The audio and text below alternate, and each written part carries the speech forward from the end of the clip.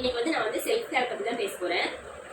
என்னன்னா இப்போ இருக்க சுச்சுவேஷனில் வந்து எல்லாருமே வந்து வேலைக்கு போகிறோம். ஒரு மெஷின் மாதிரி எல்லாருமே ஓடிட்டே இருக்கோம்.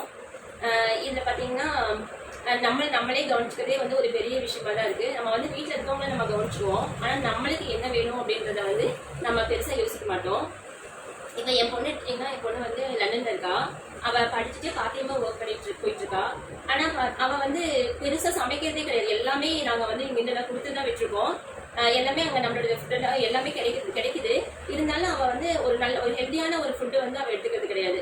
ஏன்னா வந்து டைம் இல்லைன்னு சொல்லிட்டு ஒரு நேரம் பீஸா சாப்பிட்றது, அப்புறம் வெஃபில் சாப்பிட்றது, அப்புறம் இந்த ஓட்ஸ் கார்ன்ஃப்ளேக்ஸு அந்த மாதிரி தான் அவள் சாப்பிட்டு இருக்கா. மேக்ஸிமம் டேஸில் வந்து அவள் அதை சாப்பிடுவா. ஒரு உப்புமா செஞ்சாலும் 3 நேரத்துக்கு அந்த உப்புமா தான்.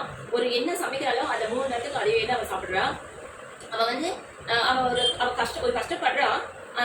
கஷ்டப்படுறது வந்து ஃபியூச்சர்ல வந்து நல்லா இருக்கிறதுக்காக வேண்டிதான். ஆனா வந்து அவள் சரியா சாப்பிடாம இருந்து அவள் உடம்புக்கு எடுத்துக்கிட்டானா அந்த கஷ்டம் வந்து நம்மளை சுற்றி இருக்கவங்க எல்லாத்துக்குமே தான் அப்படிங்கிறத வந்து அவள் வந்து யோசிக்க மாட்டேன்றா. இப்போ நாங்கள் நான் வந்து இந்தியாவில் இருக்கேன், அவள் வந்து லண்டன்ல இருக்கா. நாங்கள் இப்போ ஏதாச்சும் ஒன்று நீங்கள் சமைச்சு சாப்பிட்டா கூட ஐயோ பாப்பா என்ன சாப்பிட்டாலோ அதுதான் வந்து எங்களுக்கு மைண்ட்குள்ள. சாப்பிடாம இருந்து அவள் வந்து கஷ்டப்பட்டு அது எங்களை பார்த்துக்கிறது வந்து அது வந்து எங்களுக்கு அவ்வளோ சந்தோஷம் கிடையாது. இப்போ இன்னும் அவளுக்கு ஃபுல் டைம் ஒர்க் போகல, பார்ட் டைம் தான் போகிறான். ஆனால் இந்த டைம்லேயே அவள் வந்து அதை திருத்திக்கணும்னு நான் நினைக்கிறேன். இங்கேருந்து அவளுக்கு வந்து டெய்லி நான் இங்கேருந்து ஃபோன் பண்ணி சுண்டல் எடுத்து ஊற வச்சியா, மாவு எடுத்து கலக்கி வச்சியா, மாவெல்லாம் அந்த இட்லி மாவு தோசை மாவெல்லாம் பவுடராக கொடுத்து விட்டுருக்கோம். அந்த மாவு எடுத்து டெய்லி கலக்கி வச்சியா, சுண்டல் ஊற வச்சியான்னு 10 மாசமா நான் கேட்டுட்டு இருக்கேன். ஆனால் இன்னும் அந்த பேக்கெட் எங்கே இருக்குதுன்னு நம்ம கண்டுபிடிக்கல. அதே மாதிரி இந்த பாதாம் நட்ஸ், ட்ரை ஃப்ரூட்ஸ், நட்ஸ்லாம் நிறைய கொடுத்து விட்டோம். அதெல்லாம் பூச்சி வந்தது அப்படி வந்திருக்கும். அந்த பேக்கெட் கூட அவள் எடுத்து இதுக்கும் டேபிள் மேலேயே தான் கடையில் வந்து டேபிள் மேலேயே தான் வச்சிருக்கேன்னு சொல்லுவாள். ஆனால் ஒரு நாள் கூட அதை ஓப்பன் பண்ணி அவள் எடுத்து சாப்பிடுவா. அட்லீஸ்ட் போகும்போது காலேஜ் போகும்போது கொஞ்சம் கையில் எடுத்துருக்கோம், வேலைக்கு போகும்போது கொஞ்சம் கையில் எடுத்துருக்கோம்னு சொன்னா கூட அவள் சும்மா பசியோட கூட இருக்கிறாளே தவிர அதை எடுத்து அவள் சாப்பிடவே மாட்டேன்றா.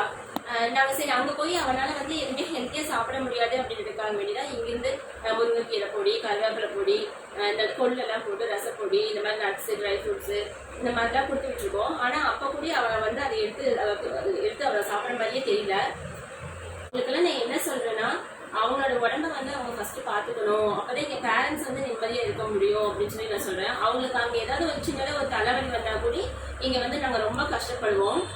அப்படி இருக்கும்போது அவங்க கண்டிப்பாக ஃபஸ்ட்டு அவங்களோட ஹெல்த்தை அவங்க பார்த்துக்கணும், நல்லா சாப்பிடணும், அவங்க நிம்மதியாக இருக்கணும், நல்லா தூங்கணும். அப்படின்னு தான் நான் எதிர்பார்க்குறேன். அதே மாதிரி எங்கள் அம்மாவும் பாப்பா மாதிரியே தான். ஏதாவது ஒன்று இருந்துச்சுன்னா அது நாங்கள் போனால் எங்களுக்கு கொடுக்கணும் அப்படின்னு தான் அதை எடுத்து வச்சுருப்பாங்களே தவிர அவங்க ஒரு நாளும் ஒரு மனசார அதை வந்து சாப்பிட மாட்டாங்க.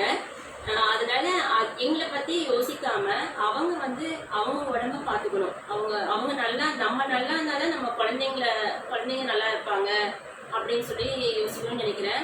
எங்கள் அப்பாவுக்கு உடம்பு சரியில்லாமல் போய் ஹாஸ்பிட்டலில் அட்மிட் ஆகிருக்கும் போது நாங்கள் எவ்வளோ செலவு பண்ணியாச்சும் காப்பாற்றிடலாம் அப்படின்னு சொல்லி நாங்கள் யோசித்தோம்.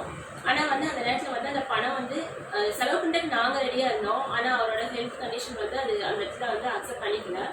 அதனால நான் என்ன சொல்கிறேன்னா, ஃபஸ்ட்டு வந்து அவங்கவுங்க உடம்பை பார்த்துக்கணும். நம்மளுக்கு வந்து பொண்ணு வந்து பார்ப்பாங்க, நம்ம அம்மா வந்து பார்ப்பாங்க, எல்லாம் தள்ளி இருக்கோம். இப்போ அந்த மாதிரிலாம் இல்லாமல் அவங்கவுங்க நம்ம நல்லா இருந்தால் தான் நம்ம கூட இருக்கவங்களும் சந்தோஷமாக இருப்பாங்க அப்படின்னு நினச்சிட்டு ஃபஸ்ட்டு அவங்கவுங்க உடம்ப பார்த்துக்கணும்னு நான் நினைக்கிறேன். தேங்க்யூ. சாரிங்க, நான் செல்ஃப் கேர்ன்னு சொல்லிட்டு அம்மாவை பற்றியும் பொண்ணை பற்றியுமே ஃபுல் வீடியோவில் பேசிட்டேன். இது வந்து ஒரு எக்ஸாம்பிளுக்காக வேண்டி தான் அவங்கள சொன்னேன் நான். இது வந்து எல்லாத்துக்குமே நான் சொல்கிற மெசேஜ். ஃபஸ்ட்டு வந்து நம்மளை பார்த்துக்கணும். அப்புறமா தான் நம்ம வந்து அடுத்தவங்களை நல்லா பார்த்துக்க முடியும்னு நான் நினைக்கிறேன். தேங்க்யூ.